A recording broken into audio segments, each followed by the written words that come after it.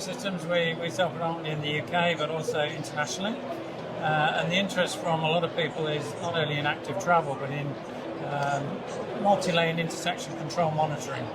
So you wonder how you do that. I mean, if you look with your eyes, you can see, if you look down one approach, you can see lots of traffic approaching you. You look down another approach, you can see the same. So if you can find a device that will actually monitor all the traffic approaching into approaches, and you feed them into the local infrastructure, then you can make lots of valuable decisions on it to keep the efficiency of the traffic at a premium. You can actually make those decisions in real time because the data is coming from the radar in real time, and it's as valuable information as if people were getting it from loops in the ground. But it's not loops in the ground, it's above ground technology. Our product is an AGD 352. We've been promoting it quite strongly with local and city authorities around the UK. And we've already got quite a few sites installed which are working very, very smoothly for Mover. We're also looking to take it internationally as well and have strong interest in Australia and other parts of the world. Radar, very, very clever, operates day and night. Obviously you can see close, you can see quite a long way away, and in that environment of an intersection you probably want to see up to 100, 150 metres away and then make some decisions. We talk about existing infrastructure, we're trying to mount it roughly about 6 metres, so it's got a good clear view of the approaching traffic. You're connecting it to the local infrastructure via some loop cards, connected to the local controller.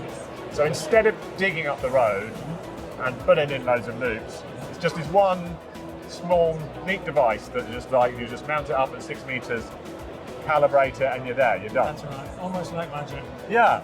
Prioritising, but also you may have left or right hand turn lanes where you want to make sure that you're controlling and detecting the vehicles that want to turn left and right as well as go straight on. All adapting in real time. Yes.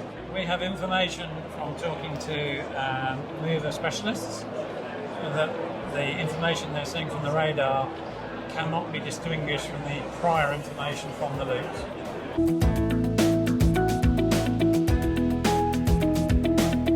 So an AGD 650, it's AI based, optical based.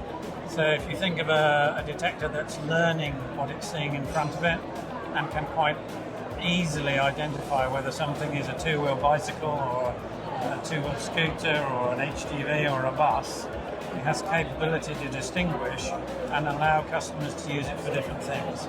But what the customers are really looking for is not necessarily the opto-out, which is the controllers. What they're asking for in many, many cases across the world, and particularly internationally, is for the data that's coming from the detector, that's data rich on the different targets, to then use that within their existing infrastructure to improve and enhance the decision making they're doing for the flow of the traffic. Data is key, and I think if you've got something that's spitting out a lot of very accurate data, if there's an interpreter in the middle that can talk to the existing infrastructure, then it's a very powerful chain to have. Yeah, helping with real-time signals, but also helping with planning for the future. Correct. Yeah.